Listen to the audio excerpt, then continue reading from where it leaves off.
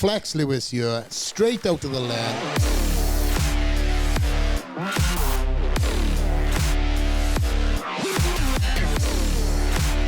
All right, guys, straight out the Lair, episode 17. We are live with my boy, the man himself, the man of many hats, Big Boy. What up? What up? I just wanted to do that. Yeah, You haven't used like the that. effects in a while. We never use it. Better use them today. Yeah, what's up, bro? Just chilling. Back in Vegas, huh? Yeah, feels good. You've been a busy guy. Just a little bit. Yeah, before we go into everything you've been doing, you know, which has been a lot, it's great to have you back at the Dragons Appreciate there. you. Yeah. We're going to do some cool training, you know, stuff for your YouTube today, and Yes, sir. we're going to do some Straight Out The Lair podcast. Looking forward to it. Yeah. Yeah. But it's great to have you, man. Pleasure. Appreciate you, Flex. We've been friends now number of years, last couple of years. Was it like? I was thinking about it. Yeah. When did we first meet? I was thinking about that too. I couldn't remember. It's got to be At a LA Fit Expo? it's got to be about 8 years, maybe longer. Yeah, it's gotta been a be. long time. Yeah. Yeah, I think I met you when you were Rich, I think. Was it? I believe so. Well, that's a long time Probably. ago. Yeah, it's a long time ago. It's like Wow. 9. Is it really? Yeah, 9 years since. And I can't remember when we first met, but I just remember you being very intimidated by me. I was. Yeah. I was like, I saw the calves and I was like, You like stuck there in and you're Yeah. like, I'm such I a saw the big fan. calves in the forums and I was like, You were fucking huge back then too, bro. You were- 360 I think was the my biggest highest. I've ever seen you back then. 360. Yeah. Shit, yeah. Do you Too remember big. this? Too big. Too big. But you I was still strong, but I was strong. You were strong, but you were still fucking crazy agile and Yeah, doing yeah. some, you know, some crazy feats of strength, of course, but of also course. showing that other, you know, side that. Bigger dudes can still move. Mm.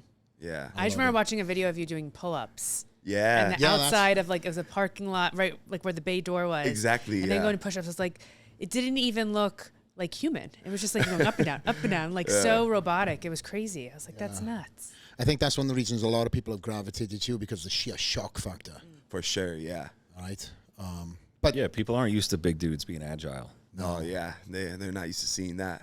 no, certainly not. But let's go back to the beginning. You know, born and raised Right here, Cali, or not right here, but in Cali on Yeah. the West Coast. Santa Clara, right? Yep. Yeah, No, San Clemente is San where. Clemente. Yeah. First in LA, then I Yeah. moved to OC. got you, Yep. and that's where you're at currently right now. Yeah. Currently in Orange County. Got you. So, at what age? Well, were you always a bigger guy as a kid, stronger? I was always athletic and playing sports growing up my whole entire life. I was pretty stocky when I was real young, but then in junior high and high school, I started to like really lean out and be more just like athletic build. Oh, we gotta So- get some of them pictures. Yeah, for sure, for I sure. want to see a lean big boy. Yeah, Yeah, super. we need to put one right here. Yeah. Yeah, right here, Did you right get now. your nickname in high school? Yeah. Okay. Well, I always been big, like, so everybody, I remember even in like elementary school, some of my boys would always call me Tonka, like a Tonka truck. Oh, yeah. Because I remember even in elementary and junior high, I was arm wrestling dudes and just like not even lifting weights, just being strong, you know, and then playing sports and everything, just being aggressive and stuff like that. So always my whole life been into that. Tonka could have worked for you too. Yeah, Tonka. It could have gone both ways. Big boy Yeah, Tonka. Big boy Tonka, It yeah. both works. Yeah. Maybe I'm gonna call you Tonka now. There It'll we be go. my There we fucking- go. that'll You're be gonna my get thing. everyone calling me that now. You said it. Yeah, it's true. It's true. So that was in high school, right? Oh, that's elementary, right? You said where was this? Well, Where you got what- your nickname? High school. Yeah. High school. Okay. Yeah. Okay. Yeah. And you were playing football. Yeah. I wrestled. For the first time. I think I did my first wrestling tournament, maybe like 10 years old or so, and that's when I started wrestling. My pops was into wrestling, and then my bro, we all wrestled.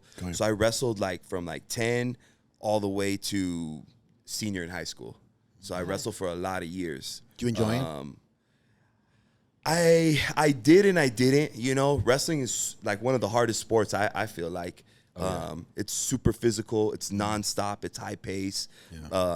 It's no joke, you know, and it can tear you down. But it's it's a good skill. Like, so when I started playing football and other sports, my balance and everything was just next level, you know, because of the wrestling. You build like such a good core base, and you know how to maneuver your body and all that kind of stuff, you know? Yeah. So that was like, I would say one of my first sports I did, besides every other baseball, basketball, anything you kind of think of. Yeah. So on the timeline, where was the first introduction to weights? Weights, I would say in 8th grade, I started doing a little bit of bench pressing. Yeah, I would say I started in 8th grade, a little bit of bench, because I knew I was going to play high school football. So I was like, you know what? I'm going to start working out a tiny bit.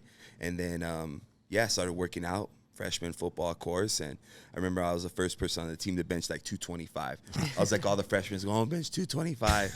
And I was the first to get that. And then, from there, I really started just working out and getting into it when it came to that. And then powerlifting was introduced at what age?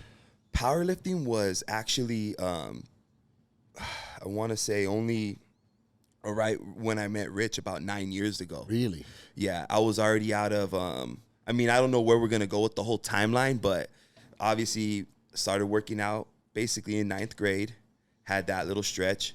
Then I did another little college stretch, you know what I mean? A little prison time. Yeah, little vacation. Yeah, a little vacation right there for a few years. And then when I got out, I actually went 2 years to go play college football. And then after that is when I got into powerlifting. Oh, so you went on vacation, Yeah. came out, then went back to college? I did, yeah. Oh, shit. So let's try and keep this on timeline, right? So Okay. going back to what age did you start getting into trouble? Well, you know what? When you going back to the powerlifting, we did do some powerlifting stuff between football teams. Yeah. That's when I started picking it up in school. How you play for rugby. Okay, yeah. So we did do it back then. I wasn't in my mind that I want to be a powerlifter. I just wanted to be the strongest. Like, I really didn't even know that was probably called powerlifting, you know? Yeah. I just wanted to be strong. But See, I know know your timeline better than you. yeah, it's true. I read something somewhere that you started lifting in high school. Yeah. For football. I did, yeah. And then obviously you transitioned. For all the sports, yeah. Did you? Football is my number one love, for sure. Once I discovered football, that was my favorite thing to do. Would you have said by that far, if you weren't doing what you do, you would have loved to be a football player? For sure. That was, I think, long-term goal, or what I wanted to be, for sure, a pro football player. That was the only goal or thing I really thought in my life at that point, you know? So. Well, you got the agility for it. That's what I was thinking. No, it's one thing I regret that I really didn't pursue 100%, you know? But things happen, like you said, started, you know, just getting in fights and things like that in high school and stuff like that. Ended up being out on my own, like at 17. And, you know, you don't have any guidance, and you don't care. You just start doing whatever you want. And then at 19, I actually got like small little cases in between before I did my big prison time. But yeah, at 19, got busted and did my little bid right there. And then when I got out, my goal was like, the only thing I knew to do was like, all right, I'm gonna go back and play football again, you know? So I went back and did that. But one thing probably people don't know is I tore my Achilles the first year. So I got out of prison and I went to go play college football. And I was like in shape and everything. And I ended up tearing my Achilles tendon. That's rough. Like straight rupturing it. It's tough to do. Yeah. So it was tough. You know about that? That sucks. Why, you've done it? Yeah. Oh, shit. I've torn everything. Really? Yeah. I think it's horrible, It's huh? my hobby. I'll tell you, Robin. It's horrible. Yeah. I want to go back to, Yeah. you said something at 17. You were out on your own. You were Yeah. literally, you were, Out the house. Out Out the the parents' house? house. Yep. so you were living Got with a little friends? scuffle, Are you know? Are you, Yeah, in the beginning, for sure, like house to house, family members, just bouncing around, you know, just doing whatever I wanted. is that more of Cars, sleeping in your car. the teenage rebellious days? You don't, or is that? Yeah, I think it's just that, you know. I don't know. I think it's just thinking you're a tough guy, wanting to challenge everything when you're young, you know. I can relate to Yeah. being that kid, you know. My mother, I didn't leave the house. Same. Yeah, I You bet. know, Yeah. I think it's all us guys kind of we get to a certain age and we want to throwing a weight around, and you think you're No one old can enough tell you to what know. to do, right? No, you're old enough to know better. I'm still a little bit that way. Yeah, don't tell me what to do. We all our way. But again, that's 17, bro. That's young to be on your own and fending for yourself. So you were literally, you weren't in school at this point in time? Nah, I didn't go to school for pretty much, because you got to figure 17, I was maybe in the first, what do they call it? Not first half of high school, like the first semester. Yeah, 'cause there's always two. So it was in the first half of it, like right when football was done. I bounced, and then I didn't go to school for almost the rest of the year. Wow. Yeah, I was just like screw it, I'm out, you know? And I was just whatever, going to family members' house, friends, and just doing whatever I wanted. I didn't care no more. I was like, whatever. Who's going to tell me what to do? I don't got to go home to nobody. Yeah. Ain't no one paying for nothing for me, you know? Yeah. So what kind of stuff did you start getting into? You say you got into fights and stuff at that age? Yeah, anything.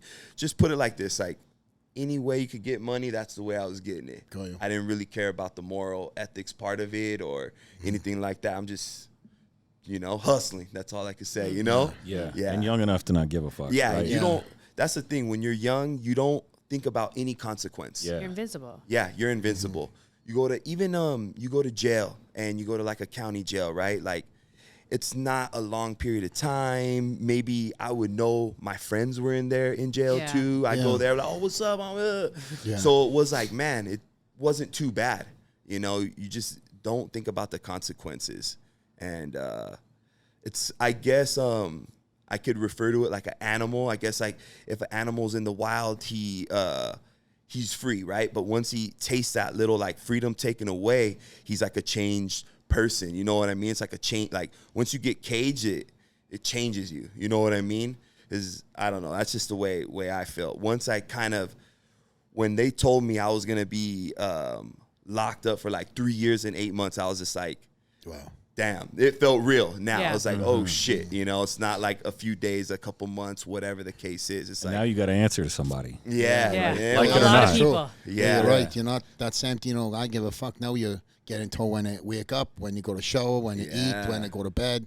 Yeah, You got a fucking roomie that you probably like or dislike. Yeah. yeah. But my question is, so a lot of times you see when people go in and then they come back out, right? It's hard to transition. It's hard to It just be is. like, all right, you might want to change, right? But all the people that you know aren't changed when you come back out, right? Right. Or the people that you meet inside potentially introduce you to a whole other world that you're like, that's my only way. So I've watched so many things that it's hard for people who want to do well for themselves and want to go on the straight and narrow. They just don't know how. So how did you like navigate that? You went in and then you come out and it's like, you might have wanted to do the right thing, but was there a person, a mentor, or you just knew?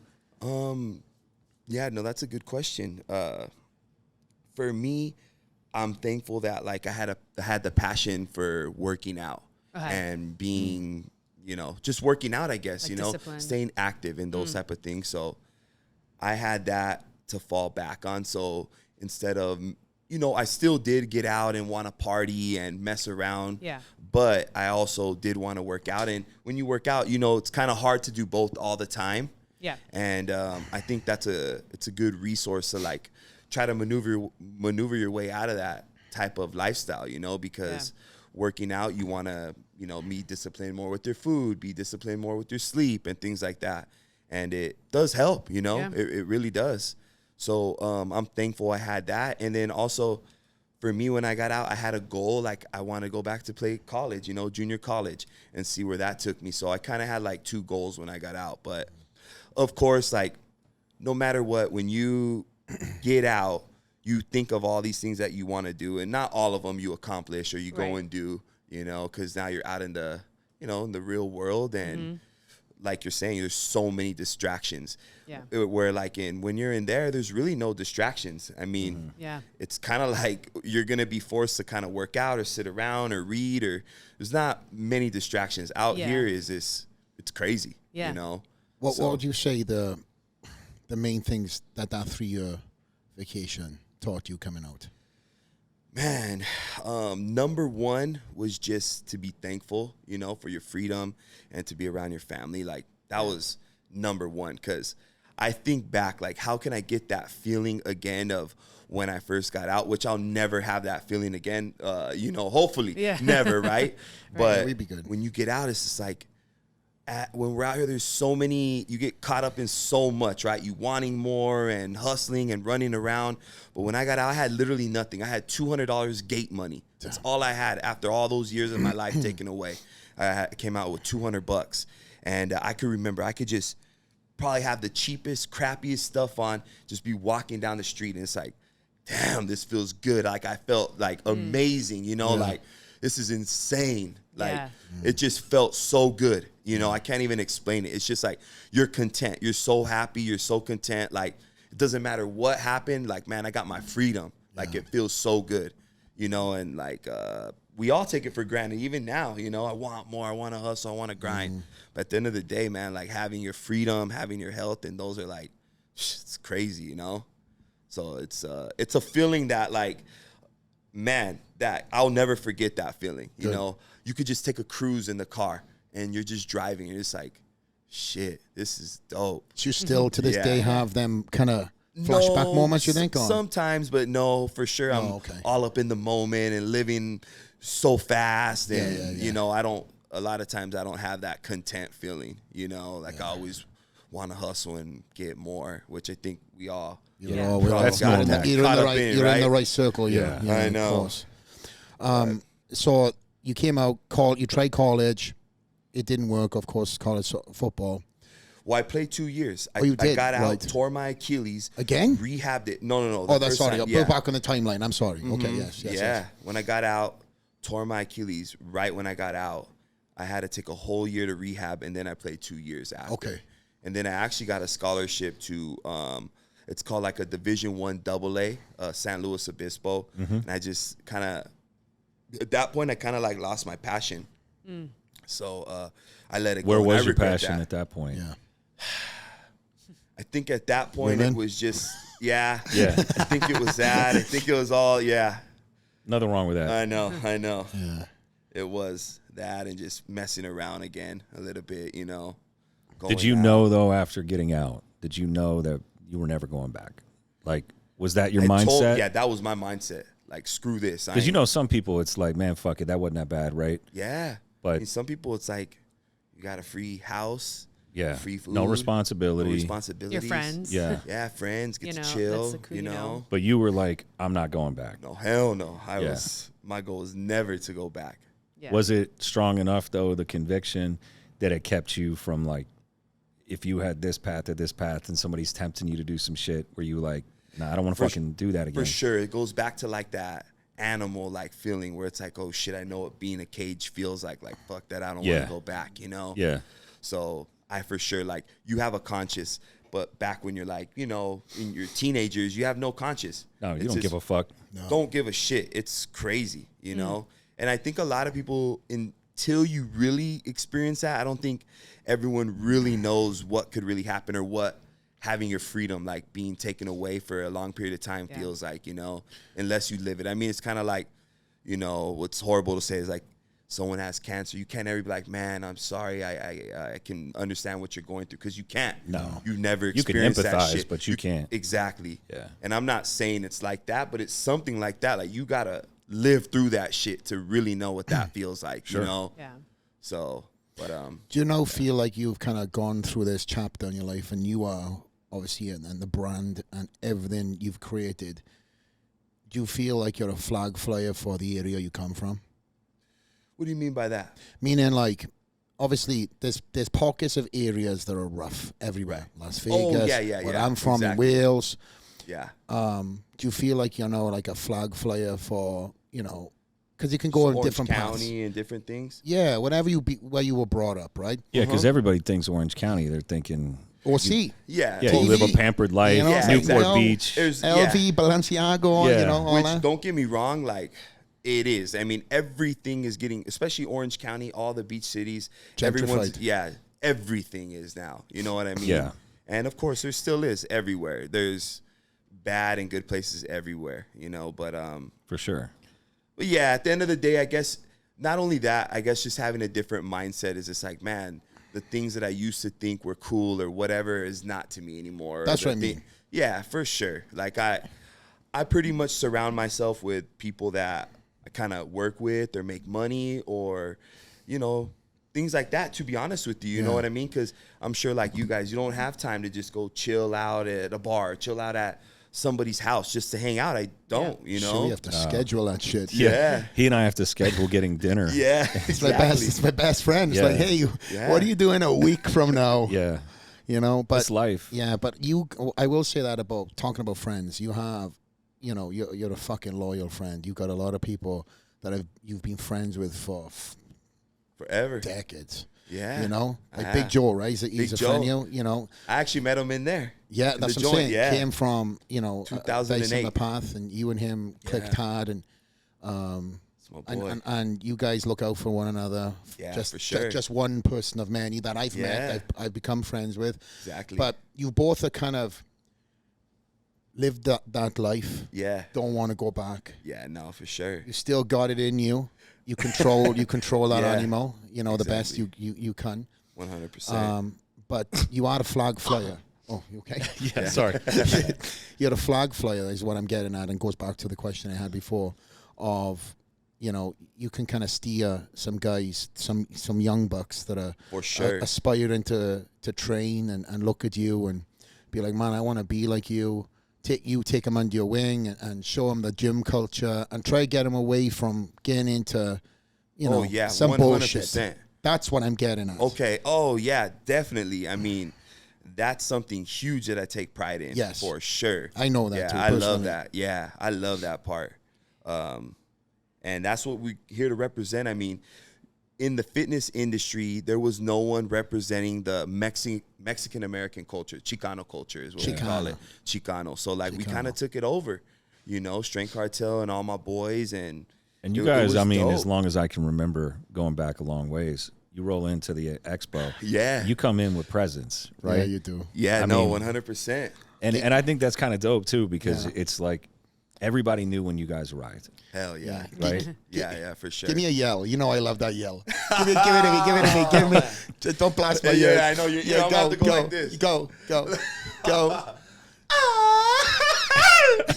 I can't do it. I don't want to do it too loud over here. Every time we I don't see each wanna other, do it, you'd yeah. walk in with a crew, even if I didn't see If you. we were in the gym, I would bust out a loud one. I love it. I always Getting me encourage all, it too. I love it. You all go, red over here now. no, you're good, bro. But You're good. let's talk about Strength Cartel and Yeah. when it was created, the purpose, you know, Mm-hmm. all of that, you know, because, you know, I might think of it as one thing, but to you, what does it mean, you know, and the When reason did it started. start? Yeah.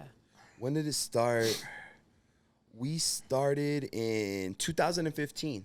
Okay. So first I was with Rich, 5%, Mm-hmm. and I was with him for like a year and a half. You can talk about that if you want to. If it Yeah. leads into the Strength Cartel. No, for Tell us- sure. Tell about Rich. Yeah. So I had done the 2 years of college football, and I didn't take the scholarship, so I didn't know what I was gonna do. And one of the guys at the gym was like, "Man, you should try powerlifting, and maybe make an Instagram and post shit." So I was like, "All right."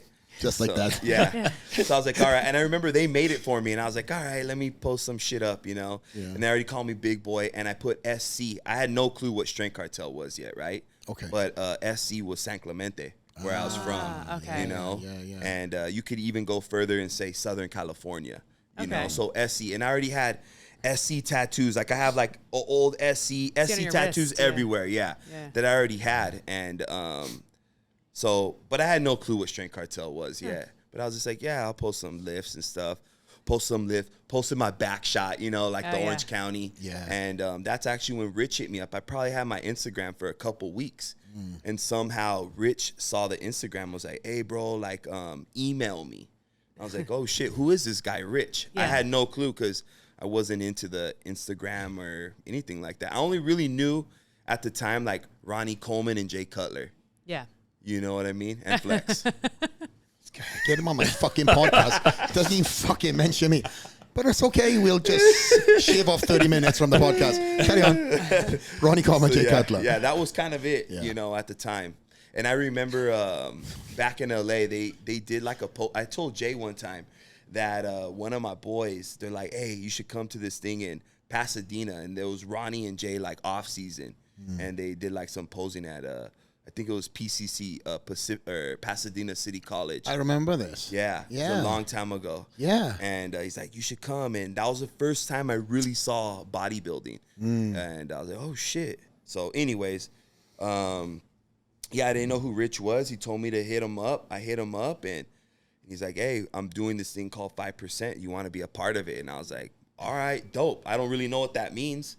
Yeah. You know, and he's like, we're just going to do some videos. And he showed me like videos that he wanted to do. And we just started lifting, and it kind of picked up some momentum. Just like you were saying, I was big, I was strong, you know, deadlifting 100 pounds and jumping on things and benching and doing flag pulls. I remember in my first one, did a flag pull. And then I caught momentum doing a 375-pound dumbbell in the vault in this gym called in Yucaipa, and I went to my first Mr. Olympia Expo. Wait, wait, you can't just say a 300 and what was it? 75. 375 pound dumbbell. I know what this, because we've spoke about this just before going on air a little bit. Yeah, and you didn't even know I knew about this, but that is ridiculous when you think of the 200-pound dumbbells that I have at the gym. Yeah. And then this is 375 pounds, and you rode it 4 times, right? I remember this. Damn. Incredible, bro, because that kind of went viral. I remember that video. It's like, who the fuck is this guy? Everybody's asking, you know, me, because whatever, they're sending me stuff, and of course I knew you at that point in time, right? You know, or I knew of you. Right. But yeah, bro, you can't be skipping past that 375. Yeah. No, like that was shit. Crazy. Yeah. That was probably That's what the put me on the map. Yeah, that's the first video that went viral. Yeah. Millions, right? Yeah, it has like, I want to say close to 20 million on YouTube. So yeah, it went viral, and when I hit the Mr. Olympia Expo, that's when everyone, you're the guy that did the 375. I'm like, oh yeah, it's me, you know? Yeah. How did that make you feel? Where That you was went the from? 15 It was Expo, crazy. right? Yeah. It must have been. I think I remember that. Yeah. Yeah. So being relatively, you know, unknown. I was unknown. Other than people knowing you Yeah. from Instagram in the gym, and then you walk into that 2015 Mr. Olympia Expo, and people knew who you were. Yep. Well, You were like, 5% holy was a fuck. big deal that year. But he And I was, remember that. Yes, didn't you build the booths, right? Yeah. He built the booths for Rich. Okay. He done all the Olympia booths. Yeah, but they had a really big presence that year, right? They tried to push him Yeah. to the side, though, right? Yeah, Dana and Rob and 5% got pushed because Yeah. the lines were so long. Yeah.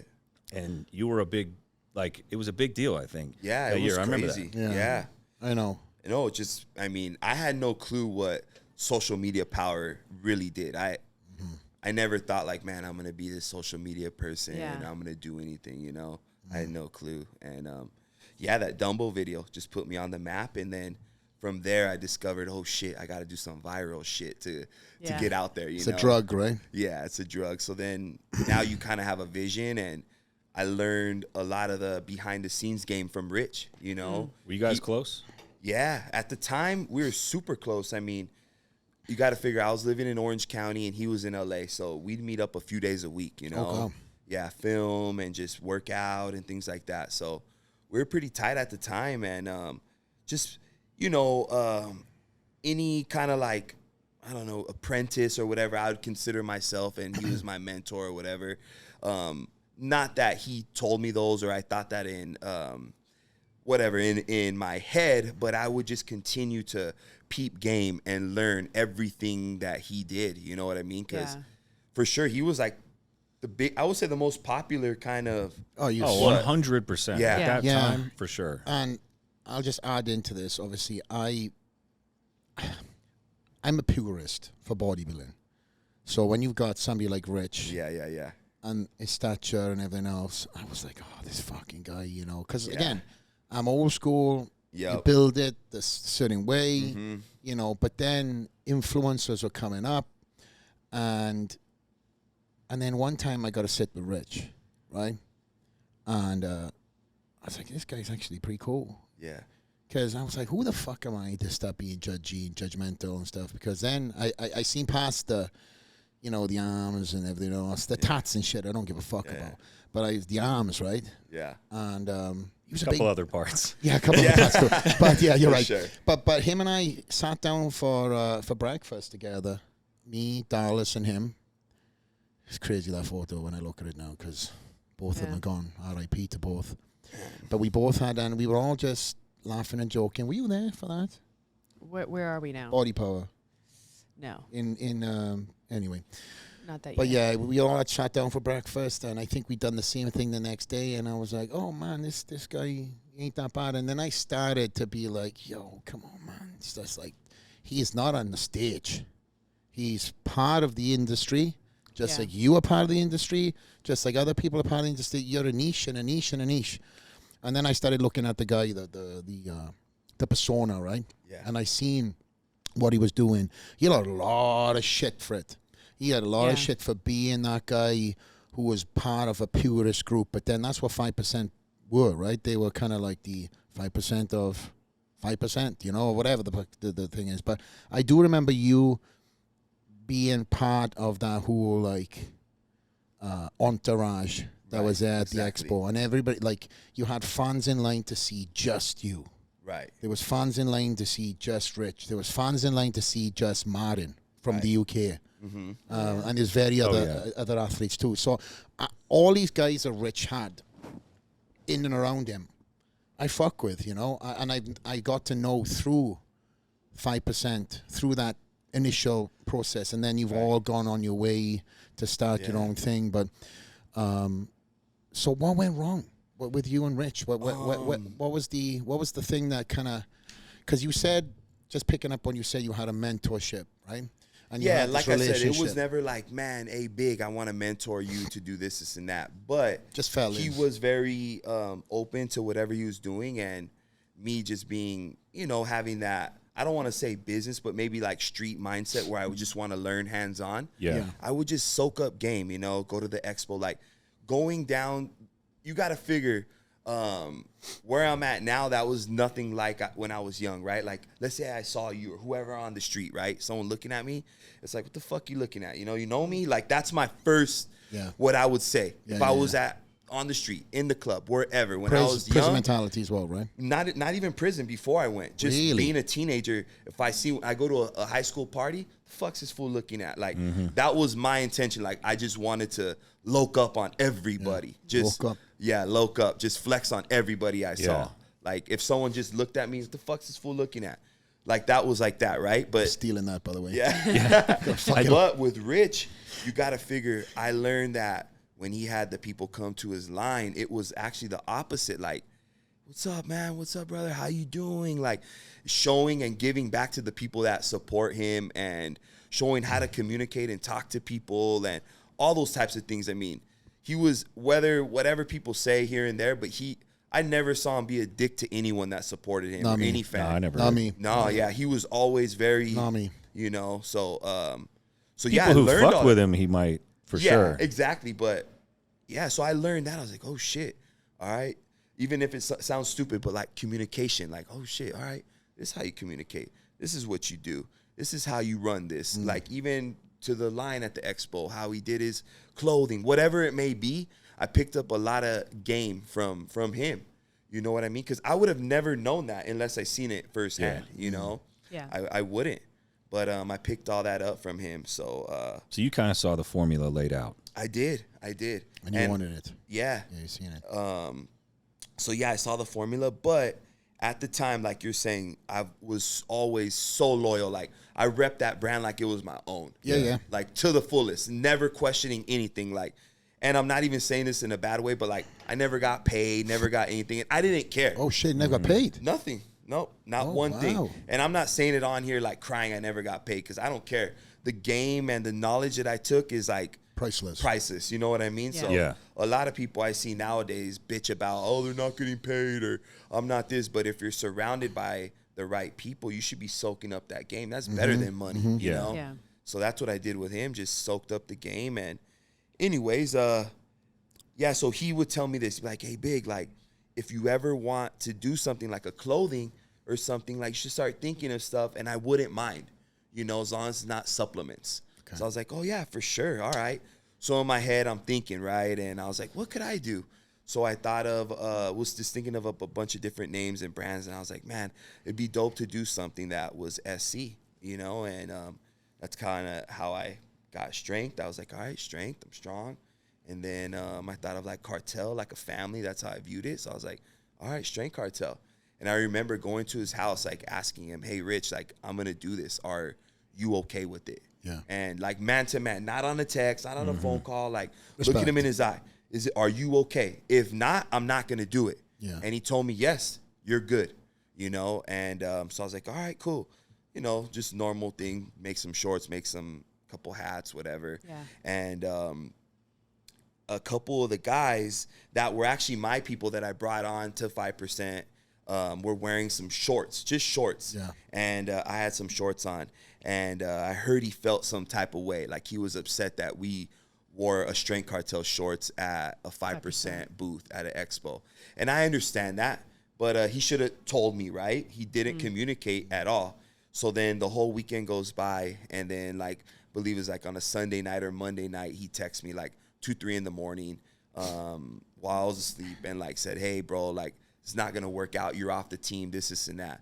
And he didn't say anything disrespectful like F you, this and that. Yeah. But as a man and a little bit still having that in me where I was like, fuck you mentality a little bit, not taking me man to man, like being a flex, you know what? Yeah. It's not going to work out. So we're going to have to part ways. I would be like, all right, flex, dope. Like, I'm kind of upset, but I appreciate you coming man to man, right? Yeah. Instead of me just, to me, in my eyes, being a coward and texting me while you know I'm asleep. Sleep, At 3 a.m. and I got to wake up to this text. Yeah. Texting anything like that is bitch made. That's what I say agree. it. Yeah, and that, I'm not talking shit about Rich. I'm just Exactly. saying, period. I agree. I don't like that. Yeah. Me you know. neither. And I took it that way, and I tried calling him. He didn't answer. Finally, I got on the line with them, and I was kind of upset. I was like, what's up with this shit, blah, blah, blah. And then he pulls this card, and I remember this is what kind of like set me on. What the fuck? This is not fucking prison. Like, why are you trying to take this like prison? I was like, whoa, bro, like, it's not prison. He's like, I'm a businessman. I was like, oh, yeah? So a businessman would text their employee at 3 a.m. to, like, release them, you know? And I was like, nah, you'd sit them down, you know what I mean, and tell them what's going on.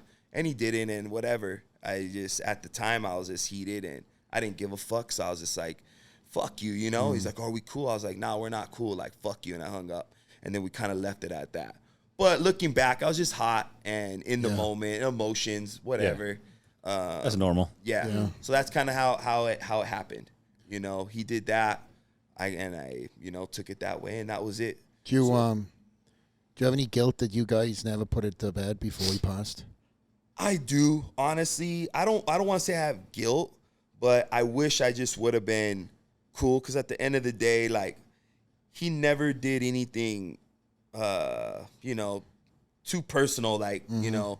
But I guess the reason why is this: I represented, in my heart, I felt like I represented his brand to the fullest, and he didn't give me the respect to, like, say something, because I treated it like my own. Like I said, I wasn't tripping on not getting paid or anything, but, like, I repped this shit for, to do it. And I respected that. Like, he took me in and showed me. I mean, I felt like he was like my brother, whatever. Yeah. And to get that, it just threw me off guard. So love and hate is so close. It's like, fuck you right away, Your emotions are high either way. Hate's an emotion, love's an emotion. You're both attached to someone. Yeah. If you have any of those type of emotions. Yeah. So, And plus, you had forged relationship, right? So you had this, you work together, you had this brotherhood, and then this happens. But bro, he's probably looking down and being like, man, he's done a fucking good job. Yeah, for sure.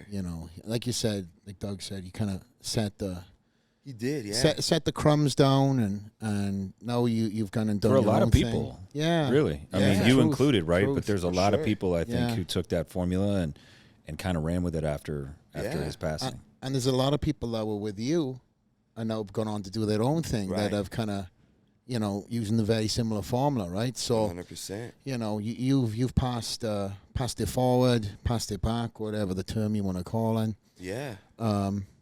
So with you and obviously Rich parting ways, now you've set up the clothing brand, Yep. Strength Cartel. Yep. Putting the flag in the ground. This is us. This is what we stand for. So what does it stand for you? That name, Strength Cartel.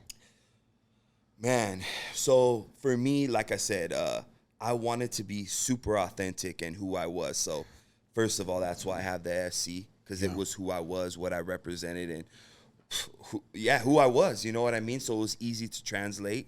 And then I wanted to bring that culture, like I said, that Chicano culture, and bring it in a positive way. And even in, you know, something bad like prison, workouts and routine, we call it like a routine, that always brings people together, right? Like we're doing burpees or whatever it may be. Yeah. And it brings out like that camaraderie. So I wanted to bring that culture, which could be viewed as something negative, but bring it into a positive thing, and bring everyone together, you know. And it was never about like,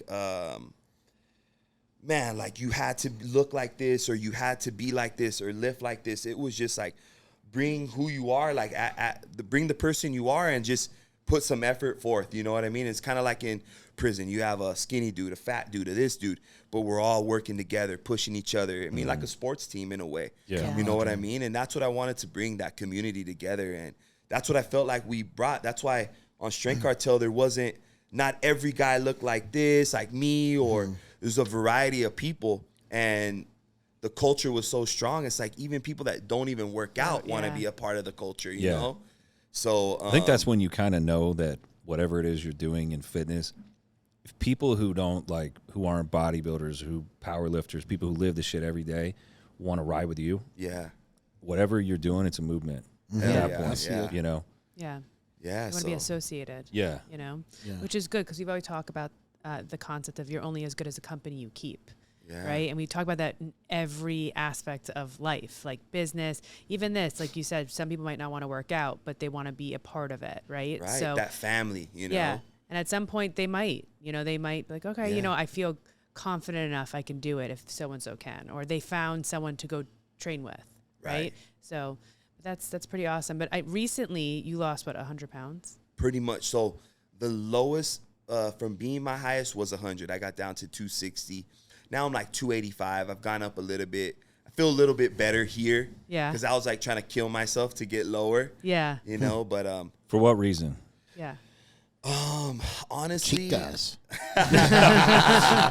Man, honestly, just there was nothing that really clicked. It was just, man, I'm tired of being this big. Yeah. Like It's let's exhausting see what I can to carry. Do. Yeah, it was exhausting, and I kind of so when I met Rich, I had already competed in powerlifting, and I probably competed in powerlifting like 20 times, 20 competitions, and right here in Vegas, I've like took worlds, first in nationals. I didn't know that. Yeah, I mean I've took multiple. A lot of people don't know about that I competed in powerlifting, but I guess I was doing it before it got popular. So tell us something.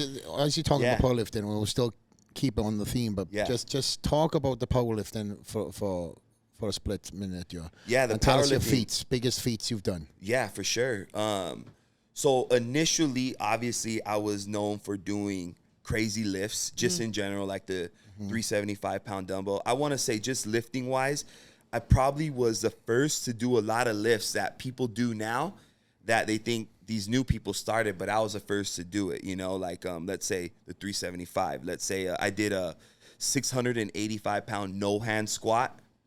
I was like the first to do that, and I did it like for just no hands. The bars just resting on your back. Then I think Akeem Williams copied that, or was a lot inspired of people, by that. A lot of, I think Bradley Martin, everyone, right?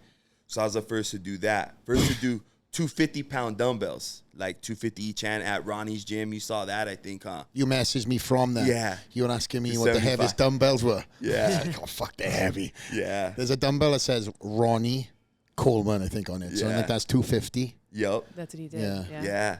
And he hadn't done that, so I was the first to do that. Yeah. I started doing the one-arm deadlifts where I did 4 plates, one arm like that. Then everyone started doing one-arm deadlifts. 4 or 5. I'm trying to think. There was so many different things. I did the 225 in each hand, a bar with 225, and pressed them. The same thing. I seen like Larry and Bradley do them after. Juji Mufu, he does them too. That. Oh yeah, I saw that. But just a ton of lifts I was trying and doing. back then. But anyways, yeah, I was really competing. And so my gym lifts and comp lifts are different. So my competition, my biggest bench was 587. That was my biggest competition bench. And then in the gym was 605. And then my biggest squat in the gym was 925. And then in the competition was 903. And then my biggest deadlift in competition was, I believe, 858. And then in the gym was 903. Stupid. And this is all raw, like no suit, you know? Yeah, all raw. Yeah. And then I always do the trap bars. Yeah, you love that. Yeah, I love the trap bars. Yeah. I did 1,020 on a trap bar too. I can pull heavy on the trap bar. I feel nice. like I start thinking, oh, I'm going to tear my bicep if I start doing. Yeah. Obviously, I had my powerlifting was my background before I got into bodybuilding, but yeah, the trap bar I feel more confident in pulling on. Oh yeah, it's a good position. Get a lot of power from it. Now, were you and Castleberry training the same time with them fucking weights? Castleberry, I haven't heard that name in so long. That was so funny. Ah, bro, that was a funny little but skit. you know where that beef came from? That was Big Joe's beef. Fake weights and stuff, right? No, had nothing to do with that. Oh. Had nothing to do with that.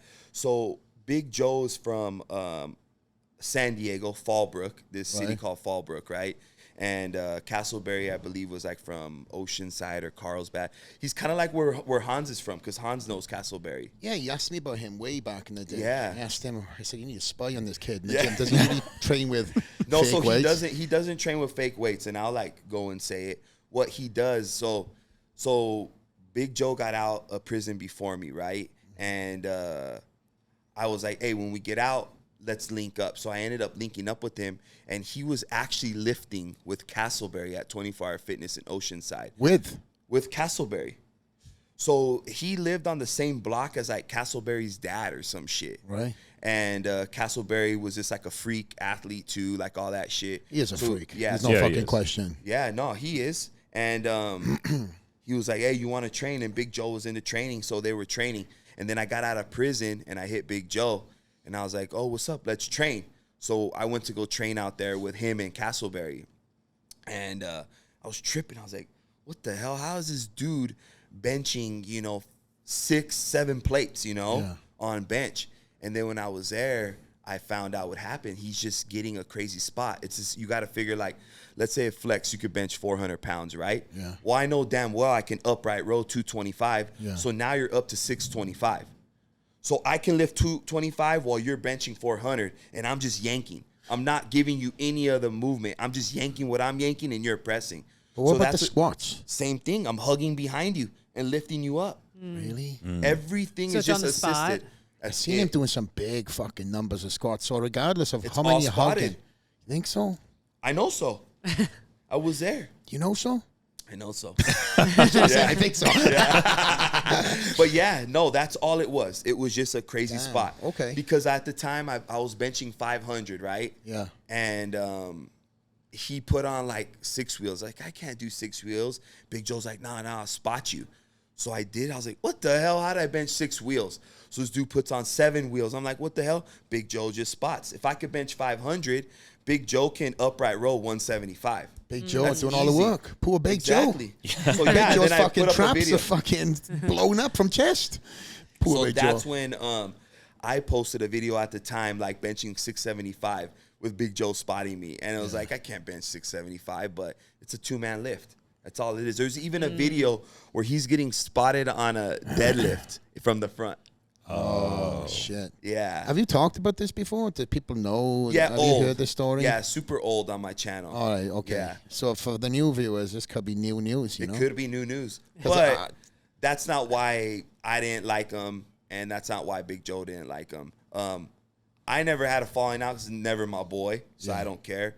But Big Joe, like, you would look at him, and he's not, he would look like a mean dude, whatever. He actually funded some of Castleberry's, like, clothing and things like that, and Castleberry took the money and didn't do anything. Oh. You know what I mean? And so, yeah, that's why Big Joe, we all pulled up on him at that Anaheim Expo. Yeah, I think I was because there. of that, yeah. So that's why. So people think that we try to bully him, but it was actually vice versa. Yeah. That dude was scandalous and took Big Joe's money and ghosted him, disappeared. Like, Big Joe couldn't find him. So we pulled up on him at the Anaheim. Big Joe doesn't look like the guy you want to owe money You to. don't. You really don't. You really don't. As nice as he is. Yeah, you don't. You know? But you know how it is. People play victims, right? They do something, and then they don't expect some repercussions to come, the consequence. And then what did I do? Like, Yeah. I know. Typical. I know a guy who's cool with him. It sounds just like him. Really? Yeah. He's a wannabe influencer. Oh, shit. You know who the fuck I'm talking about, too. I'm pointing at the camera because shit. I'm pointing at the fucking camera because he'll see this shit. I was like, who? I'll call him out on another episode. Yeah. And it'll be a whole fucking episode. Yeah. Oh, shit. Yeah. You know him. I do? The industry. Oh, shit. Yeah, I'll tell you later. Okay. This is the industry we're in, right? And yeah, it's what is out there that is either taught by other people or you want to disclose, right? Right. And there's so many things like, bro, listen, there's somebody owes me a lot of money right now out there. Us. A lot of money. I could throw this motherfucker under the bus right now and I could have the whole industry turn on him. And he knows. We should do one episode. I could do, couldn't I? We could just do a public call-out episode. Yeah, really. And Everyone in the this industry to fucking avoid. Yeah, this guy is scandalous. Top IFBB pro. Damn. And I get on with everybody. Oh, I know you do. But my business partners are just too nice. But we'll move on. I know this one. But this will be in the comments. I know section. this one. This will be in the comments Comment section. down below who you think it is. Yeah. Take your guesses. Who do you think it is? Yeah, it can it is. But going back to oh jeez, I feel my fucking heart rate going up. It doesn't take much to get me wound. Yeah, I know. But with we were going back before Castleberry. We were talking about Weight loss journey. So weight you lost loss. weight 100. loss. That's right. Yeah. Thank you, Ali. Yeah. Jeez, thank you. Calm This is your why heart. she's here. Calm- This is why she's And the here. powerlifting, right? Bring your heart rate down. So you did, but Doug asked the question like, why'd you do it? Like, what was you said you were The weight uncomfortable? loss? Yeah, Yeah, like that's I said. not a hard feat to do though. 100 pounds, it bro. was tough. I mean, that's hard to do. That's not easy to do. I mean, Yeah, to- it was really like tough. that's not. Okay, actually, you know what? Now I'm thinking Big Joe inspired me. You know, he got up to like close to 350. Okay. And he went down to like 240 shredded. I don't know if Wow. you ever Joe? remember. Yes, I got to show you a picture. Damn, good But for he him. got up to, he was down to like 240, 250. He lost I believe he lost 110 pounds. I was like, damn, Joe did this shit? Good for Big Yeah. Joe. Yeah. So- And I was like, and now I remember, I was like, man, I could do this shit too. How long And did it that's- take? I want to say my initial like 60, 70 pounds maybe took me about like 6 months or something like that. Okay. But I was really dedicated. Yeah. For those, I was like, I'm dedicated right now. You know, I kind of got in that good little groove and I was super Yeah. dedicated, you know? I'm trying to find Big And, Joe to show Doug. Yeah. And, So just diet, yeah, training, diet and then- training. That was basically it. And yeah, I was inspired by Big Joe. He actually jumped on Stan Efferding's diet. Okay. The Vertical. vertical diet. Yeah, where it's Oh, basically right. just like meat and rice Yeah. type thing, Shout out to which Stan. is basically shout out to Stan. He trains you. He trains here? Periodically, yeah. Okay, yeah. He's a good dude. Yeah. And he helped me with it too. Big Joe did it. He came down and did a video actually on Big Joe's weight loss. Damn, good for him. And I was like, man, Stan, like I want to do this too, you know? Yeah. And that's how I kind of got in touch with it. So, but yeah, I mean, it's just pretty easy, basic type diet, which Bland. bodybuilder diet, right? Yeah. Yeah. Beef, rice, few vegetables. So when you had that transformation, did you get inspired then to start doing some new things because you went from this powerlifter 340 pounds, right? 60. 360, excuse me. 360. Put that dub on it. Fucking, yeah, it's true. Just fucking lifting anything and everything. To then losing that 100 pounds. Were you then thinking, whoa, I feel I got a new pep to my step. I want to get into some new stuff. Is that where that transition went? Where you went into other things? And Like skateboarding. No, because I'm looking for the segue. I'm trying to think when I got into the skateboarding, because I was still pretty big when I first did my Yeah. little heel flip. Yeah. I was 335 then, I remember. But so I was still skating and different things. Your upbringing, though, was a lot of skateboarding. There Yeah. was. I lived by the beach. And you went to You guys high school know. with Shaqs, right? I did. Yeah. Yeah, I did. Yeah. So this guy. And yeah, beach cities, you know what I mean? Orange County, you skateboard, you skate. I surfed a little bit like in junior high and different things like that. So I always had it in me. Did I ever really do it? No. As I got older, but jumped on the board and it was like, oh shit, I could still do this shit, you know? So fucking impressive. It really is. I watched you drop in. I'm like, what the fuck? It's like the physics of it. Doesn't make sense. Work, huh? You know? Since you mentioned it, you know, you done that, what is it, 13.5? Yeah, 13.5. The Tony Hawk's, the legend. You were in his skate park and you done the crazy drop in. I did. Bro, what was it? Well, first of all, just getting up there and looking down. That in itself. I couldn't have done that shit. I mean, what is this? What's the height of this ceiling? What is this? 9. Or close to 10. Yeah, and you had a 13 half you foot gotta drop. figure all the other ramps, right? Like you can run and like grab it and pull yourself up, right? Yeah. Get to the top. This shit, you actually needed a damn ladder. Yeah, fuck yeah. Like a freaking ladder to get up. And I remember walking up that shit, my legs were shaking. I was like, what am I doing? But I was like, I'm with Tony Hawk, you know? I was like, were you worried about injury at all? Yeah, I figured in my head, I was like, there's only 2 outcomes. Like, one, even Scheckler was like, hey, Big, if you don't feel comfortable, if you don't feel ready, you don't got to do it. I was like, fuck that, I'm doing it. Like, I'm going to send this shit. I'm either going to do it or I'm going to eat shit. Those are the only 2 things in my mind, you know? So I was like, fuck it. And as I got up there, I was nervous as shit. I mean, it was one of the scariest things I feel like I've done. And I'm not too good with heights either, you know? More than a big pull? The what? More than a big lift? Oh, yeah. Oh, by far. Well, your feet's on the ground at that I don't point. know. I mean, everybody's fearful about different things, right? I'd for sure get scared of big lifts for sure. I do too. But this is just like the ramp. It's called the vert ramp, right? So when you look down, most ramps, you can kind of see it curve. This thing was pretty much going in. So when you look down, you can't see the ramp. Oh, it's like nothing. It's straight down. Just a drop. Yeah, it's just straight down. So I was like, how the hell do you do this shit? You can swear. It's okay. Yeah. It's just, all right, I didn't know. This is my fucking podcast. Yeah. But yeah, I was like, I don't know how to do it. So I was like, Tony, let me see you do it.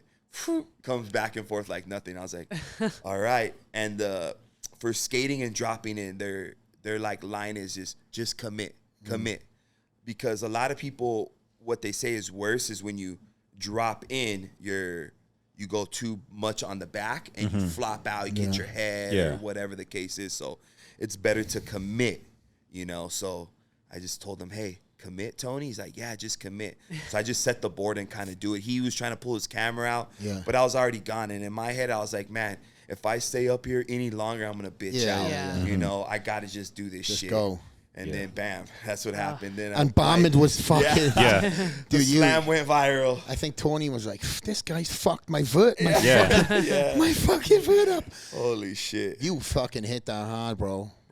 You know, now it's come and gone. Yeah. Were you really hurt?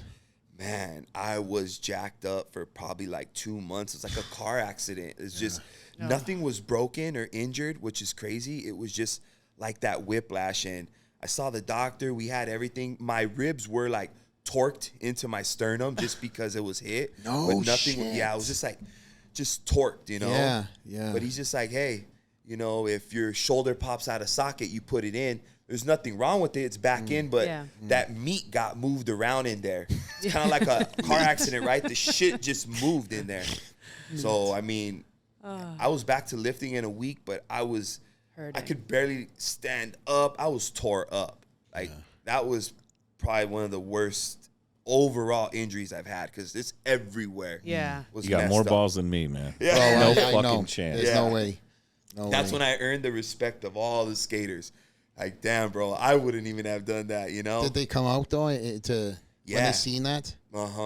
That was a huge spike in, like, the brand myself. Like, Big Boy and Strength Cartel was like, oh, shit, like, Big Boy got balls. And then it kind of opened up, like, the action sports shit, like, motorcycle people, everybody wanting to kind of, like, do different shit like that. Like, oh, shit, Big's not afraid to do this shit. I did, like, some BMX stuff. I was dirt bike, like, just doing a bunch of different shit. And so that was a good good thing, you know. Even though it was a big ass slam, it was a good door to open up. It was cool. It was a big ass slam, but it was a massive viral video. Yeah, it was. Yeah. I mean, Man. that was on Sports Center. Yeah, that was on everywhere. fucking ESPN. Yeah. My mother was even sending it to me like I've not seen it. You know, she's like, "Isn't this your friend?" Oh, and my mother's so worrisome. You know, Yeah. oh, just tell him to watch out, please. Oh, I would hate to see anything happen to him. You know, but again, that definitely give you a lot of love, a lot of respect. It did, yeah. And obviously, you've gone on to do many other things, you know, from like this past weekend, you were with Rob and Dana up in Montana, right? Yeah, And Montana. wasn't it the first time you started wakeboarding? Yeah, wake surfing. Wake First surfing, I'm time sorry, ever. Yeah. How'd you like that? Man, it Shit's was so fun, right? Oh, yeah. You got it up in one. Yeah, which is not easy. Yeah. No, it's not. was- I've done it. It's hard. Yeah, it's hard. It's hard. Yeah. So fun though, huh? Yeah. It's like, man, I was like a little kid out there. Yeah. Fun if you can get it. I was going to say fun if you can get it up, but sounds bad. Fun if you can get on Yeah. that wave. Next headline. Yes. Flex has issues getting it up. Yeah. It's going to be the clickbait. Yeah. Big boy has issues getting it up. No, but on that wave, if you're on it, I'm still trying to say that fucking sentence. It's an adrenaline rush, right? I managed to get up there for 2 or 3 seconds. Oh, Flex got it up for 2 or 3 seconds. Yeah. She knows. It's all I need. Yeah. But then I was just fucking drag me. Yeah. So when I went up with the guys in CBDMD, Oh yeah. I went up to With North Hans. Carolina, and I was with all the Nitro Circus guys, all the was dope. Austin's Did Hans get hurt? Get hurt? Bro, Hans and you are like Siamese I know. twins. I know. See, every time if I get hurt within a week, Hans will text him, and it's the same injury, So, done bro, differently, so weird. but same thing. He texted me the other day. He's like, and thankfully His he knee didn't. or something. He texted me. He's like, "Hey, I know this is a random question, but is Doug's knee hurt?" That's when you know it's too weird to be coincidental, right? Yeah. Yeah. We've had the same surgeries within 24 hours of each other and no idea. Bro, yes. weird. Whoa. Neck issue. What was the one you went in for? He sends me a photo with his. Hans sends me this fucking random photo with, the operating. Yeah, with the pins Down. or screws, The whatever. fucking, what was No, it? he was wearing the the hat. the The hairnet thing. and the hospital gown. Okay. 10 minutes later, but I didn't know about Hans. 10 minutes later, I'm checking in on my boy. He hits me up. He's like, "Bro, just about to go in." I have, on the same day, within the same hour, 2 of my good friends going in to have an operation. It's so fucking weird. Yeah. So Every weird. time I would get hurt, or Yeah. he would get hurt, I would get hurt. Yeah. Whatever it was. Shout Same out to thing. Hans. Shit. But talking of which, going to Hans, all of our friends in this room, but someone that is very good boss to us, even though he doesn't like that For title, sure. he hates it. He still Yeah, technically yeah. is. He takes care of us. He does take care of us. But you got it again. It's a loyalty thing, right? For sure. He truly is a unicorn in my eyes. Yeah. He's a phenomenal guy. I've got to really know Hans now personally over the last 6-7 years. Yeah. How long you 6 been with years. Monster? 6? Yeah. Yeah, because I'm 4. Yeah, I know. October, I think. I remember when you and I had that conversation. know. I called you up. Yeah, I know. I And you were remember. like, "Yo, what?" You're like, you have the foot in the door, big. Keep doing what you're doing. I Yeah. remember you telling me. I was Yeah. like, oh, shit. All right. Yeah. I think Yeah. that was like outside of expo bullshit, Uh-huh. and us having our little time here there. Yeah. That's like one of the first long calls we had where it was just like, Yeah. you know what I mean? It was kind of like meaningful. Yeah, yeah. And I think that really helped our, even though, I don't know, I can't remember, but I know you and I had a good fucking relationship. Yeah, back then, yeah, but yeah. there's always that time where you're Yep. gonna level up. You Yeah, know what I mean, no, as for friends. sure. And I remember calling you up and saying, "Hey, bro, like, listen, they're looking at you. Don't fucking post anything stupid right now." Right? I remember that, yo. You know? I remember that. And what a great addition to the team. They brought it's brought dope. me on, and then for you, No, they, you opened the way. Yeah. You opened the way. When I seen you, I was like, oh, shit, Flex with Monster? Like, that was crazy, you know? No one had done that. Who would even think, not even me. No, that was sick. No Yeah. bodybuilder ever, right? Nah. He paved the way. And then they signed you, and then they And signed then everybody Tony. wanted to be your friend to get on Monster, right? Oh, How many DMs did you get when you got the fucking monster? man. You know, I just say, hey, Rain is a good choice. Yeah. Shout out to Rain. Shout out to Rain. But again, with the storyline, you've now gone on from the powerlifting, you got into the skateboarding, you've got to, you're doing, I think with yourself, you're not scared to put yourself into circumstances where you can fucking sink or swim. Yeah. You know, it's that vulnerability, right? Yeah. Something like that. And you're putting yourself out there because you are, you know, an influential face. You're not wanting to stay within that realm. You know, you've done the powerlifting. You know, people know that you can skateboard, you can surf, you can now wakeboard, you can wake surf, you can do so many different things. You're doing you've done the calisthenics, you've done. Help me out, yeah. I mean, I have a list of things that I know you've done. Pretty much over anything. years. I try anything. Yeah, much, but you don't just. I mean, fuck me, bro. I don't know of a guy of your stature that can move like you. You're like a fucking silverback moving through the jungle. It's like, man, I'm you know, going after something. But it's an incredible thing for me to see as not only, you know, as your friend, but now to see what you've created through powerlifting, because powerlifting is a niche sport. Definitely. Bodybuilding is a niche sport. But you and I think of this as our sport that we love and nurture and we stand in front of, but it didn't define us. Right. You know, we're athletes. We love to mix it up. We love to do new things. We love to network. Yep. You know, you're at the fucking UFC Conor McGregor fight with Action Bronson. And you and Action Bronson sitting, you know, pretty much cage side next to fucking Donald Trump. Yeah. Rocking a tank top. Donald Trump in a shirt and tie. Yeah. And me and Ali, because me, Ali, and Doug, we were all at the fight too. And thanks to Hunter Campbell and all the staff at the UFC, they looked after us with the tickets. But we came in last minute, right? And they still looked after us. Yeah, that's dope. They're sitting cage side. You know, I've been privy to sit in cage side many, many times, and it's a hell of an experience. But you know, you sit in that cage side with Bam, getting on TV, being fucking shown and stuff, bro. That's like, what other powerlifter is doing that? Yeah. I know, for sure. Shout out to you, congrats, bro. I mean, do you feel the pressure in any shape or form by doing this, or is it something you feed on? The more you face, your name, the more things you achieve in all these different various sports, is that a motivation to keep on going? It is. It's for sure motivation, and I love doing it, you know, and I have like the drive to continue. I don't see myself just chilling or sitting around. I don't. That's not who I am, you know. So I love doing it, and I'm gonna continue to keep grinding, you know. Yeah. Just keep grinding. And talking about business, you're an entrepreneur. That's why you and I fuck with each other. One of many reasons. You've got Strength Cartel. Yeah. You've got many other different things that are going on. Yep. But before we talk about the supplements, one thing that you're not privy to, I don't think you were actually in the room, you're opening up a taco business. Yeah, tacos. Tacos Tell us about that, bro. Tacos La Piña. Yeah, we've been working on it with two of my business partners for a while now, and I would say in 2023 we're gonna be opening it up and started in OC, and hopefully we can franchise out. That's the goal. But where at specifically? Plug it. Orange County? Yeah, in 2023, Orange County. What part? Costa Mesa. Okay.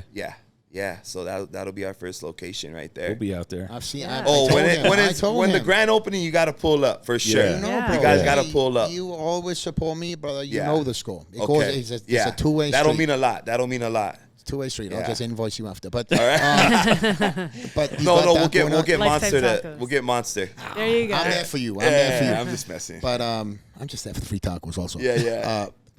But you've got the taco business that's going on. You've got that. We got the hot sauce. You got the hot sauce, which you sent me. Yes, actually sitting in my fridge in the house. Yeah. I'm not a hot sauce guy. I know. I tried it, and you were a hot sauce girl. Yeah, I like hot sauce. She loves it. Okay, nice. So, but I put it on. I put it on, and I ate it, and I was like, oh, this some is good nice. flavor, right? I was like, oh fuck, this is burning. Yeah. Gotta support my body. Yeah. We got the hot sauce. Just trying to do some other things with my business partner that like I don't have to be the face so much. You know what I mean? I like that. Strength Cartel, I'm the face. You know what I mean? And you're utilizing the behind the scenes stuff with your friends, relationships, but you don't have to be the face. You know what I mean? It's like, for example, look at Shaq. Shaq owns fucking how many in and outs? Crazy. He owns this, he owns that, but he's not standing on the front with his arms crossed, being this is mine. Right. You know, he's investing it in the right areas. But so you've got the hot sauce, you got the tacos. What else you got? We got the supplements. We have the clothes, Which is killing it. Yeah, man, been blessed. Been doing really well. Like I said, we've been having it since 2015, going on like 8 years doing it. And you know how it is. It's like with anything, it's like maybe the first couple years could be tough, and then you reach a point where you're doing really well, but then you get to another point. It's like, how do you continue to grow scale? And it's hard. It's so hard. And to stay relevant is this hard, you know? So what do you do for the guys and girls that are out there to, again, I don't know of another powerlifter in the space that owns a supplement company, let alone a T-shirt company that's as successful as you, that have been able to merge into so many different genres. So obviously the YouTube, you do that, your Instagram. What else do you do to kind of keep on leveling up? We do the Facebook. I mean, a lot of people don't know Facebook monetizes too, just like YouTube. Yeah. So we put a lot of effort. Yeah, we do we put a lot of effort with the Facebook.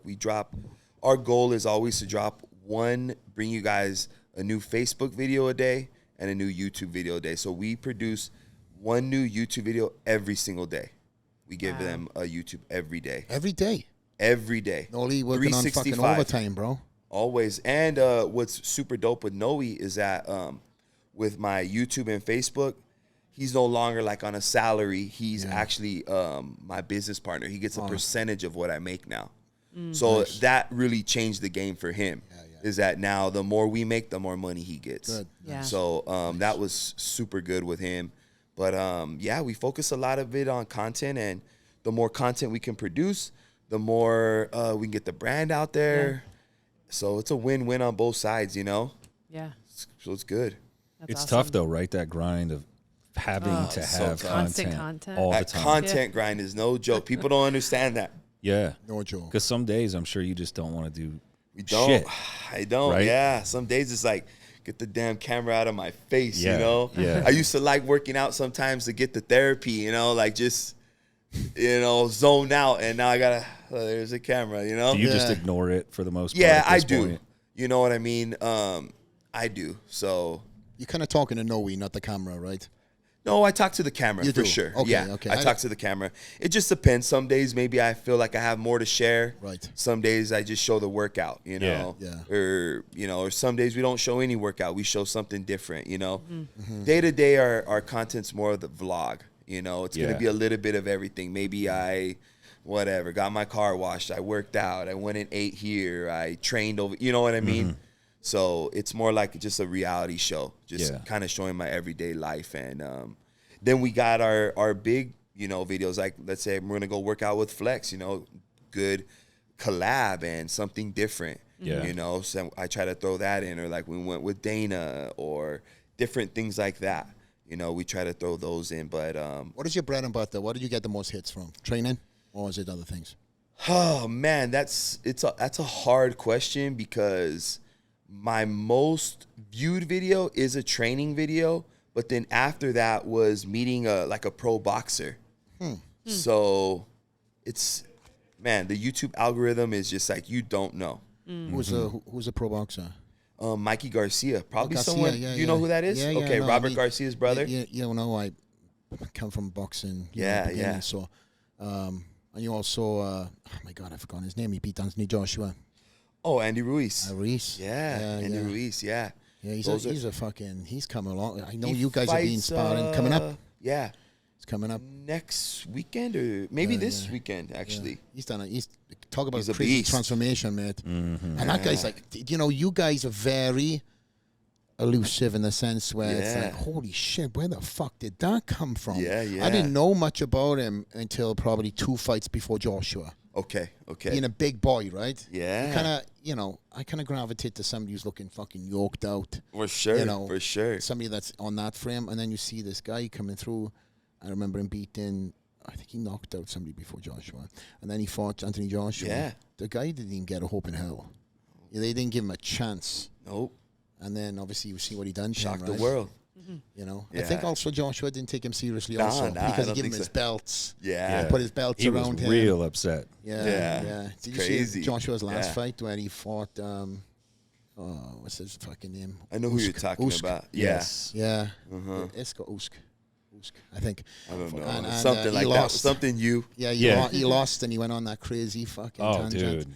Yeah. Yeah, and he said 3 cheers, hip hip. Yeah. Hooray. I was like, oh my god. But anyways, I'm not in the ring, so I can't comment. I've done one fight in my life. I've won. I'm undefeated. I've retired, and I was fighting guys much taller than me. Yeah. And them days. Well, I say them days, but every time I start talking about boxing, she does not want me going back. No. Doing Yeah. it. We've spoke about doing something. He wants to go back into doing something for stress relief. It's fun. Yeah. It's good cardio. You should do just Yeah. cardio, you know? There's a few boxers now that are doing boxing. Yeah. Yeah, There's a few boxers that are doing boxing. few bodybuilders that are doing Doing boxing. boxing. You just agreed with me. I know. Yeah. I know what you Yeah. meant. I know what you Several meant. boxers Yeah. are boxing Yeah. these Yeah. days. Yeah. Who is it? Lee Priest. I didn't know that. Yeah, Chris Tuttle. There's So let's set that up. Me there's and a Lee few Priest. guys. There's a few guys. Oh, bro, come on. Listen, if it's gonna be that's anybody my in Lee idea. We're gonna Priest, host it at the it's gonna Dragon's be Lair. him because okay, of there the you go. long That's time. my- Oh, yeah, there you go. Yeah, Do it. that's I say my- you run it. Yeah, I gotta get back into it, but it's not. It's been. It's good I don't know. cardio. I Yeah. enjoy it. It's good cardio. Yeah, Bro, you sometimes are- hitting shit just feels good too. It does. It does. So does getting hit every once it in a while. does. It does. that buzz. Oh, I love Brings it. out that it brings out that competitive spirit. for Well, you sure. find out what you're made of real quick. Yeah, you do. You do. Right. Yeah. You either want to keep coming in or you just want to be done. Yeah, you get that buzz shot, and you have that that disorientation a little bit. That The stars. zzz, yeah, but you still got shit going on. I've never been knocked out. I wouldn't know what it feels like, but I've been buzzed. But you have that seconds then to defend yourself, with them counter punches and stuff. And I'm like, oof. Yeah. Well, you learn true fight or flight. True Right. fight or flight. Yeah. I got Correct. stabbed a couple of times in the face, and that taught me fight or flight. There you go. That will teach you that. Just a We're couple talking of about times in my getting, face. we're talking about getting hit with fucking gloves on, and he's like, yeah, fight or flight. Yeah, I got whatever. stabbed once or twice in my face, maybe 3 times. No, it was twice in a row, Yeah. but whatever. What else was there? Well, that one taught me.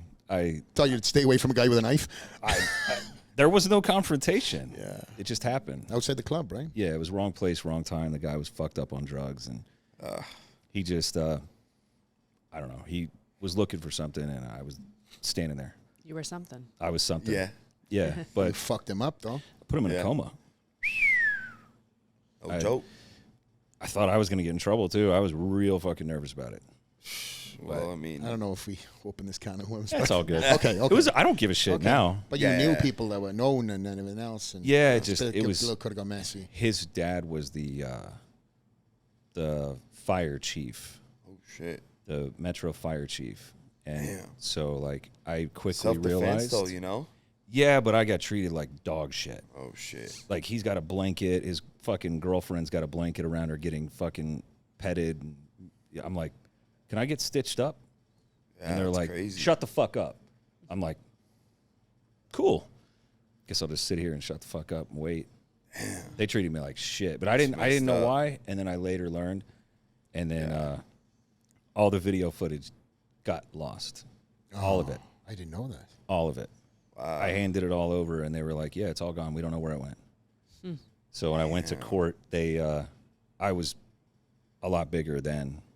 So when I went to court, they made me take off my suit coat and stand next to him, and they were like, "Look at the size difference," and he got 30 days probation. You also Yeah. own nightclubs, so can you imagine Yeah. fucking around with the chief of police, a chief of the fire chief's son. Right. Yeah. Imagine all the fire issues that occurred. Oh after yeah, that. yeah. You know, they were Holy shit. checking capacity every day and everything, but it was funny because my security team was involved, and we were all so heated that he acted like such a bitch in court, right? And so we are in the hallway while the attorneys and the DA and everybody are doing their thing. over there, and my head of security, shout out Earl, Shout out Earl. best fucking dude on the planet. The whole time they're over there, he's like, "Am I too big for you, bitch?" Yeah, like the whole time in the hallway, we're just antagonizing him, and he's so heated. And you know, we just keep saying shit to him, and so finally he loses it and screams in the like front lobby or whatever. And everybody turns and looks, and we're all like, "See, the guy's got a fucking problem. I don't know what it's." Yeah. Oh, We couldn't help it. Yeah, good old days. Tennessee. Same type of shit though, right? Yeah. People want to start it. Yeah, then he's the victim, right? Yeah. Yeah, The world is crazy. Yeah. but bro, I'm trying to think of a way of segueing from this. Well, what's in your future? What's That's your what future I was goals? going to say this, Well, but I I'm was sorry, like, how we- the I'll fuck say do we it. go from that to that? So what's in store for you? Other, future? outside of training with me today, and we're going to have a fucking great boxing workout. matches. Yeah. Yeah. We Flex and truly Lee. are. Yeah. Yeah. That's where we were. We're going to do what we training, chest Yeah. and shoulders. About to get And it. significantly lighter compared to when Big Boy was your last. In Yeah, fact, so it's my payback now. it truly It's is. my payback. 'Cause when we Because filmed- last time we did shoulders, this guy put on, I don't know what that shoulder press machine, probably 5 like plates or so. Yeah. 5 Oh, plates. yeah, I'm the like, seated press. this guy, you know? Well, that was when you were still Yeah, he's planning like to come back. 250, Yeah, 260. I was about 10 pounds shy of what you were, maybe 15 Yeah. pounds shy of what you were. I was around 260 then, and you Yeah. were like, or maybe I was 270 and you were 260 or No, I was 250. like in the maybe 250s. Yeah. Maybe. Yeah. But I know you were not far off. I think I was about 15 pounds off at that Yeah. point, which blew my mind Yeah. because you know when I It was met him, he was 360, fucking yeah. 360. Yeah. But yeah, that was in my realm then, and I was. I throwing know. on some I was weight. trying to keep. I'm like, Yeah, and I was like, one more exercise. yeah. So now, as I am, as of today, 212. You made weight. Made weight, Yeah, huh? yeah, Yeah, yeah. made weight. You made weight. 212. And you being back up in weight now, what do you say, 260? No, like 285 right Two- now. What do you back up in Yeah. weight? Yeah. You know, Yeah. back up Is that your compared to. comfort spot now? Honestly, I feel good around 280. I would like to try and feel good in the 260s if I could, but I just felt like I was continuously just trying to eat less calories and just felt like my performance sucked, you know? Small boy do doesn't it. sound good. No, small boy doesn't sound good No. either. But if maybe I could stay like 270, lose like 15, get like to 270 or something. You I'd restrict feel better. diet at all now, or you just kind of do Right whatever? now, no. I was to get there, super strict, but now I just kind of try to count the calorie type stuff, you know. Like, do you really give a shit? Not right now, Yeah. not nothing too crazy, but I do want to try and eat healthier to, you know, for health reasons, Sure. to stay healthy and Yeah. to feel better. Yeah. But for sure, man, if I want to eat some tacos, I'm rubbing, you know. Yeah. There's That's healthy for sure. tacos. Yeah. Okay, so near future you're training after this, and then any big goals, anything Yeah, so lined the up? training, I know Flex knows, been training boxing for about since January straight. So for about 8 months straight. And we've had talk with a couple people that I could potentially get like Oh, a cool. celebrity So fight. that's Some nice. big names. Yeah, some big names. not leaking Nothing, anything. yeah, nothing on paper yet, but verbal agreements. Oh, cool. For sure, verbal yeses. You and Anthony Tate. Yeah. Oh, shit, yeah. What's Yeah. up with him? Andrew Tate. Is Yeah. it Anthony Tate? What is Yeah, it? Is that guy? Andrew Yeah. Tate, right? Whatever, Andrew Tate, yeah. No, I know the know guy who who's- you're talking about. Yeah. Fucking can't Yeah. be on anything anymore. Yeah. He's got a thing for guys like us. He says where. Oh yeah, what was it? Bodybuilders are pussies. Yeah, I don't know why. I don't know. You said that? Oh Yeah. my gosh. Yeah, he said that, but you personally too. He said. Yeah, I Let's think run I think it. I Let's saw run that. it. Let's run it. Yeah, Good point. I think I'm it was down Big to Boy's run a it. bitch Yeah. or something. He's I don't off know. Let's social run it. media. He can't Let's see run any it. of it. Yeah, he's off. He's been pulled off every platform. So. I Yeah. heard that. Yeah, that's crazy. Yeah, Andrew. Yeah, Yeah. whatever. But boxing, I know Yeah. that you've been fuck, bro. You've been even friends of mine who have held pads for you. In fact, we had Eric Nixick, shout out Eric, who's Oh, came yeah. here. Yeah. One of the best MMA coaches in the entire fucking MMA Yeah. world. Even is impressed with yourself. I appreciate it. And, Yeah, that's dope. I've had many people who have said like just how much of a animal you are power wise in the gym. Yeah, no, I mean, I was training at Ruka for a while, and I still train there. I go hit the bags and stuff, but yeah, I would train there, spar there, because they got a nice boxing ring there. So when I was really, like a couple months ago, we were sparring a lot more. We spar there like twice a week. Like we spar one night late, like let's say Thursday nights, and then early Saturday mornings. I would just pay the janitor because the owner, Pat, was cool with it. So pay the janitor, he'll open it up, and we'll go spar in the morning. You know what I mean? So is that a big goal for you to be a pro boxer? No, honestly, I really love just learning the craft of boxing. It was so fun, and it is still fun. I really, really enjoy it, and I was like, man, why not try to get some kind of fight, you know? So been working on it. If it happens, it happens. If it doesn't, you know, I don't know. So myself is like, man, do I really want to put myself in a position to just fight anybody just because I want to fight? I don't think I want to do that. But if it's a way to, one, make some money, and two, get my name out there further, I would do it, you know? And it's back to kind of like, let's say the Rich Piana thing. Like, man, is making this amount of money, am I willing to do it for less money but get this exposure? Like, yeah. Or to me, fighting someone with no name but getting money, I don't know if that's as much worth it. Yeah. You know? Do you want it to be sanctioned? Do you want a sanctioned fight? Yeah. Because, I mean, I spar in the gym whenever I want. If I really want the feeling to fight, I just go spar. Yeah. You know what I mean? And people don't know that because I don't put the sparring out on video. I mean, most boxers don't put their sparring out on, No. It's like kind of like you're not going to put out an NFL practice out on thing that you're going to see what people are doing, your plays and everything, you know? So people always just assume, oh, big boy doesn't spar, but it's like, got to go ask my sparring partners that. If I spar, you're going to find out. You can always bring him in through the production stuff in the next boxing because he puts on the top rank. Yeah. You put on top rank? I do the production stuff. Sheesh. That'd be sick, but... Smuggle him in through in the back and just bring him on first card. Hey, he does the music and everything. He fucking lights and everything, bro. That's hard. No, but listen, it's incredible. Sorry, you were doing it into no, you're nothing. But yeah, just overall, I love it's something new, right, Flex? We talk about that and doing something new. Like you kind of just spark this crazy passion for it. Like so fun, you know, and it feels good. And I know it sounds kind of not dumb, but in a way, it just gives you even more confidence. Like, damn, I got real hands now. Like before, it's like I'm a tough guy, I'm tough, I'm whatever. But I was like, damn, I can really throw some punches now. You know? Yeah, sometimes just learning that little difference of your foot placement or how to use weight differently or whatever. Oh, it makes a world of difference. And then once you go into spar and you see what you can do in sparring, you're like, damn, now you just have this whole other world of confidence. You're like, shit, I'm slugging it out with fools like pros and shit. Like, I'm straight out here in the streets, you know? Yeah. So it's just a whole different level of good confidence, too, and things like that. And I just like it, you know what I mean? It's fun. Yeah, and at the end of the day, we're all kind of searching for happiness in life, right? Yeah. Even with me now stepping away from stage, I'm still trying to find that competitive, right? Competitive something. But itch. that itch. the itch, whatever it is that I left, you know, when I retired, you know, I'm still kind of looking for that fulfillment. You know, I've got the businesses, I've got this podcast. His OnlyFans. And my OnlyFans. Yeah. Did I subscribe to YouTube? Yeah, it's only feet. You know, you're the one that gives me all them coins. I don't fucking know nothing about it. But you know, we're all kind of looking for something, and I think that's to be surrounded with people like this circle is, right? We're all chasing. We're all there's never a content moment, you know. Sure, yeah.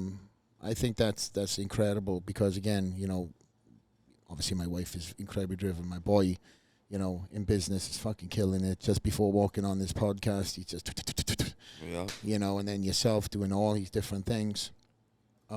That's motivation for me, you know. And then it always makes you feel like you have to level up. Always level up. So, you know, I'm proud of you, bro. You know, we've been friends now for a minute, and in that time frame, just think of the evolution of what you've fucking gone through from powerlifter to skateboarder to now boxer to name a few, and then obviously the businesses too. So, you know, as I said, I'm proud of you, bro. Appreciate you coming in. Likewise. Straight out the lair. Out.